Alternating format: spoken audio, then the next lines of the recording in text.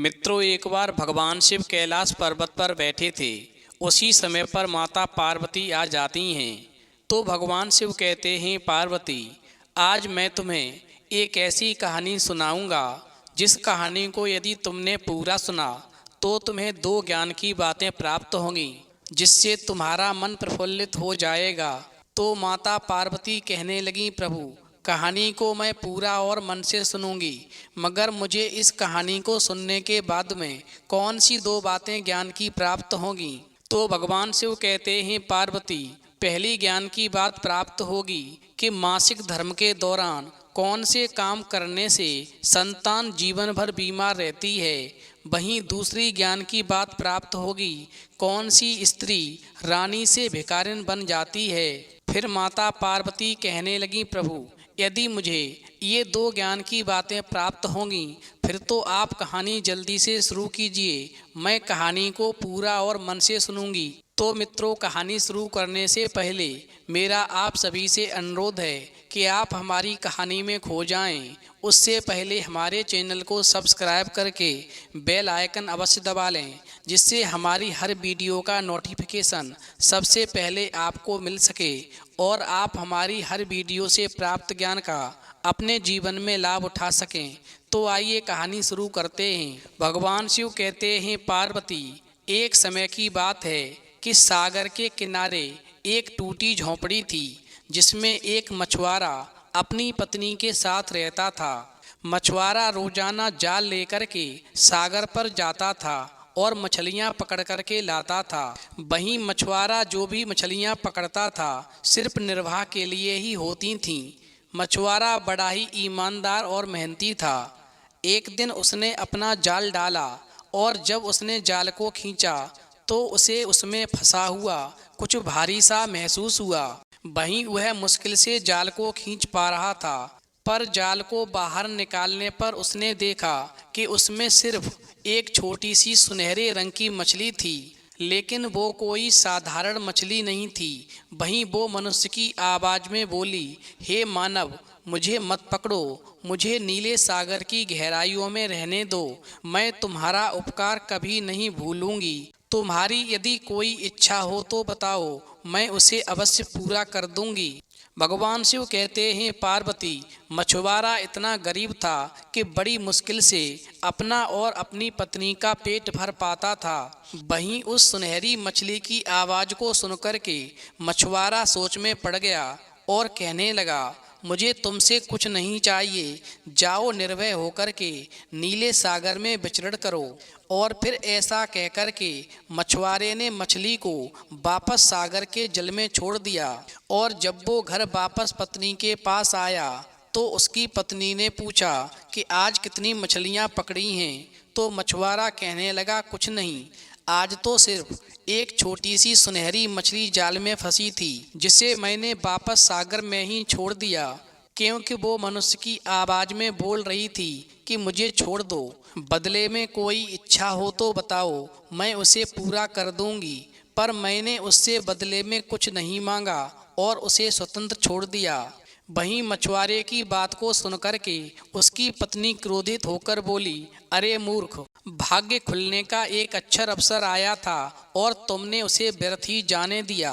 कम से कम खाने के लिए रोटी तो मांग ली होती। सारा दिन सुबह से रात तक मेहनत करते हैं, उसके बाद भी पेट नहीं भर पाता है। और इस प्रकार से मछुआरे की पत्नी अपने पति को बुरा भला कहने लगी। भगवान शिव कहते हैं, पार्वती, वहीं पत्नी की बातों को सुनकर के मजबूर होकर के मछुआरा पुनः सागर तट पर पहुंचा और उसने सुनहरी मछली से रोटी मांगने के लिए कहा।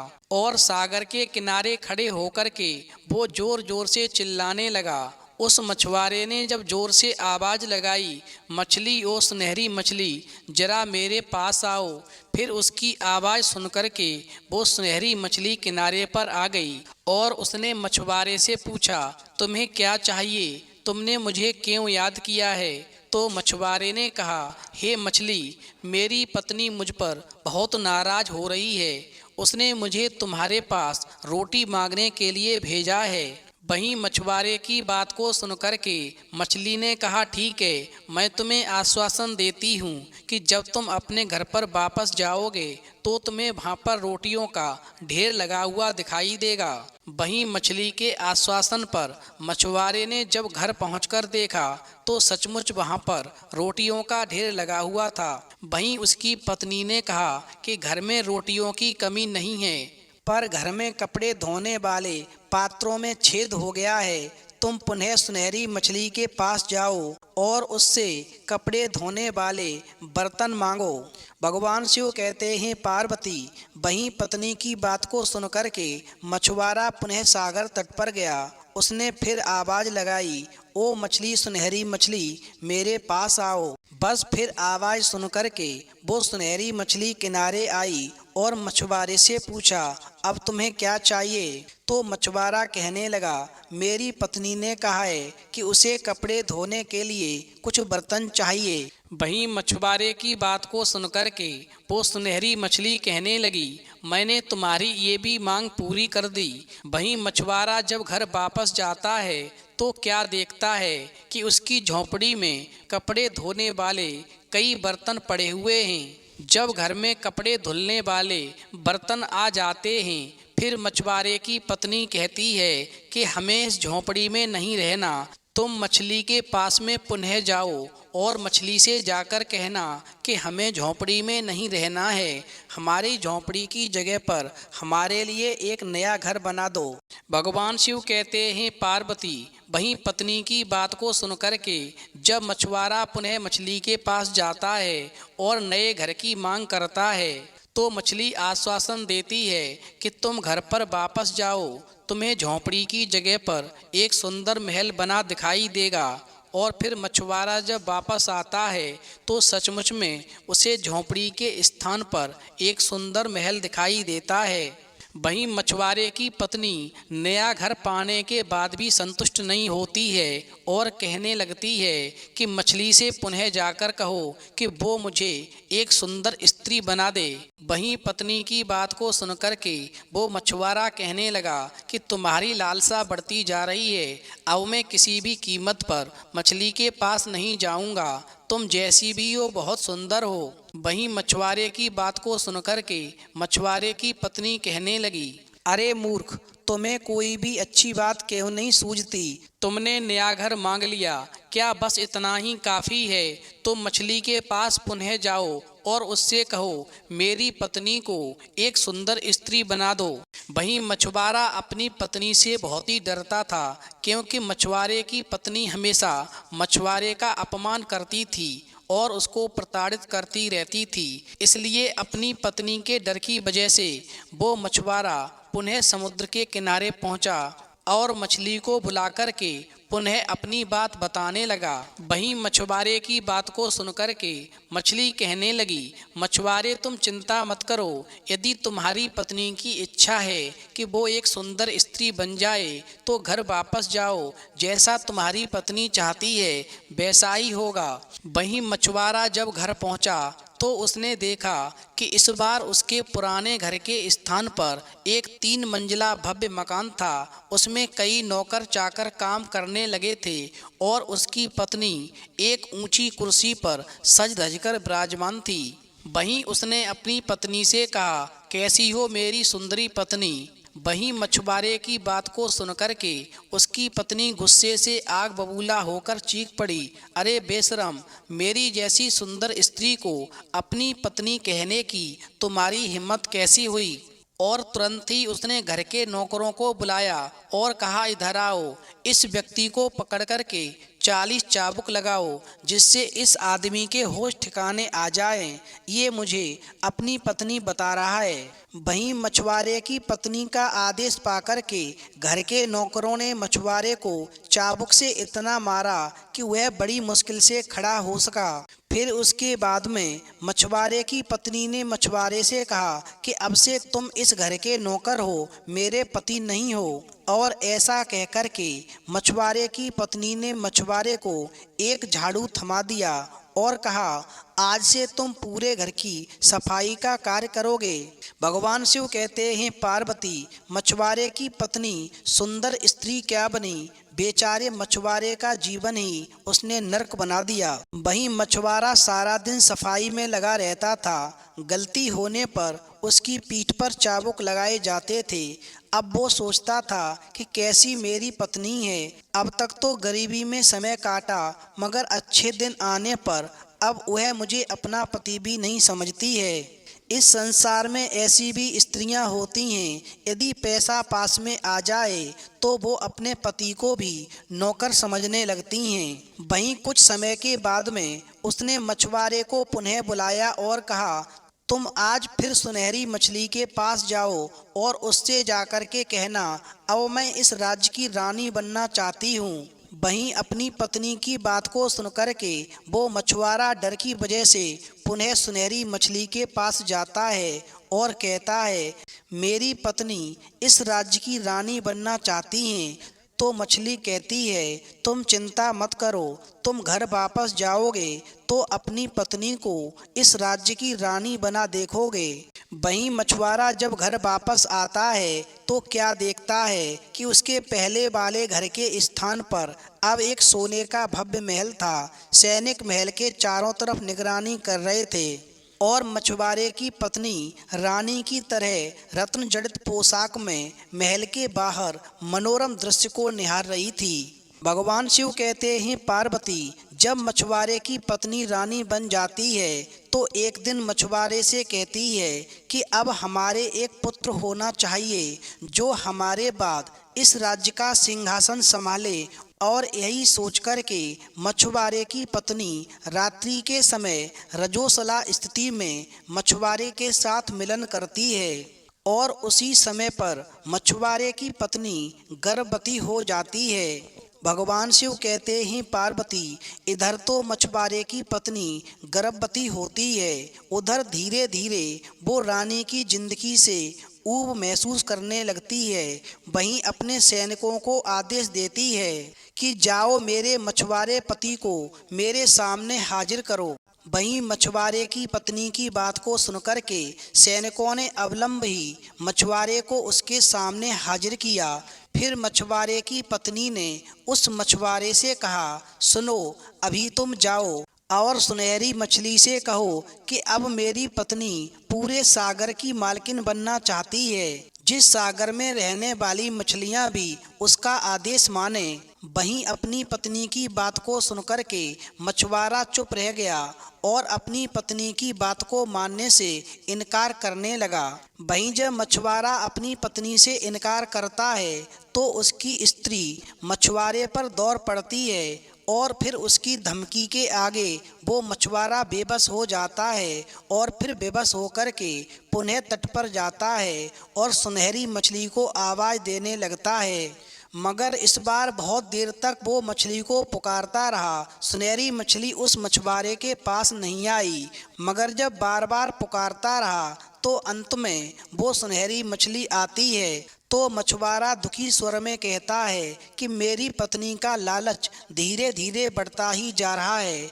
अब वो सागर की मालकिन बनकर के मछलियों पर राज करना चाहती है। वहीं मछुआरे की बात को सुनकर के वो सुनहरी मछली जो थी इस बार मछुआरे से कुछ भी नहीं कहती है और पीछे मुड़कर के सागर में जाकर विलुप्त हो जाती है। वहीं मछुआरा वापस अपनी पत्नी के पास निराश होकर लौटता है और जब घर पर आता है तो क्या देखता है कि महल के स्थान पर अब पहले की ही तरह एक टूटी फूटी झोंपड़ी है। नौकर चाकर और सैनिक व बाग बगीचे सभी गायब हो गए हैं। झोंपड़ी के अंदर उसकी पत्नी फटे पुराने कपड़ों में दुखी होकर बैठी है और अपने किए पर बहुत ज्यादा पछता रही है। इधर मछुआरे की पत्नी रानी से भिखारिन बन जाती है और उसी समय मछुआरे की पत्नी की कोख से एक पुत्र उत्पन्न होता है जिसे कोई ना कोई बीमारी घेरे रहती है। फिर मछुआरा परेशान होकर के उस मछली की तलाश में जाता है और अंतिम बार मिलने की विनती करता है तो मछली आती है। वहीं मछुआरा कहता है कि इतना बता दो, मेरा बेटा हर समय बीमार क्यों रहता है? तो मछली कहती है, तुम्हारी पत्नी ने मासिक धर्म के समय मिलन करके गर्भ धारण किया जिससे वो गर्भवती हुई और फिर पुत्र पैदा हुआ।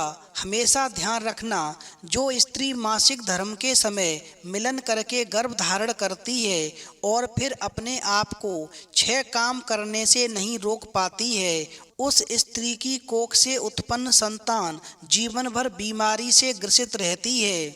अब मैं तुम्हें वो 6 काम बताती हूँ जो स्त्री को मासिक धर्म के समय कभी नहीं करने चाहिए। नंबर 1, मासिक धर्म के दौरान स्त्री को ज़्यादा हंसना नहीं चाहिए, क्योंकि अगर गर्भ ठहर जाता है तो उत्पन्न बच्चे के होंठ काले होते हैं, साथ ही उसकी जिह्वा पर भी इसका विपरीत प्रभाव पड़ता है। इसलिए कभी भी मासिक धर्म के समय स्त्री को ज़्यादा नहीं हंसना चाहिए। नंबर 2, मासिक धर्म के दौरान ज़्यादातर स्त्री को शारीरिक समस्याएं रहती हैं, जिस कारण कई स्त्रियां तेल मालिश करती हैं, जो कि अनुचित होता है और इसका विपरीत प्रभाव होने वाली संतान पर पड़ता है। मासिक धर्म के दौरान जो स्त्री तेल मालिश करवाती हैं, मगर साथ ही उस बच्चे की त्वचा भी काली हो जाती है। इसलिए कभी भी स्त्री को मासिक धर्म के दौरान तेल मालिश नहीं करवानी चाहिए। नंबर 3, मासिक धर्म के दौरान स्त्री में ज़्यादा भावुकता आ जाती है। ऐसे में वो कई बार अकारण रोने भी लगती हैं।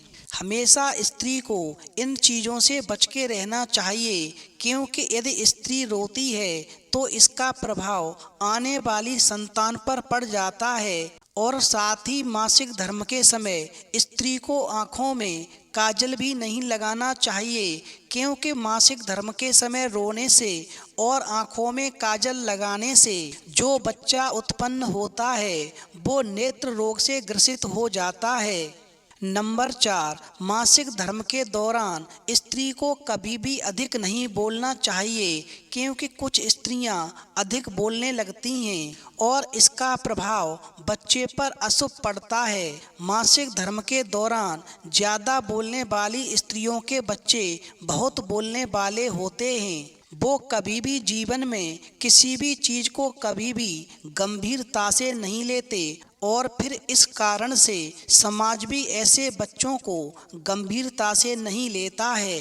नंबर 5, मासिक धर्म के दौरान स्त्रियों को तेज ध्वनि में संगीत नहीं सुनना चाहिए, क्योंकि मासिक धर्म भविष्य की आधारशिला होती है। इसलिए ऐसा करने से बच्चों के कानों में परेशानी हो सकती है। जो स्त्रियां मासिक धर्म के समय तेज ध्वनि में संगीत सुनती हैं, ऐसे में जो बच्चा उत्पन्न होता है वो कानों की बीमारी से निश्चित ही ग्रसित हो जाता है।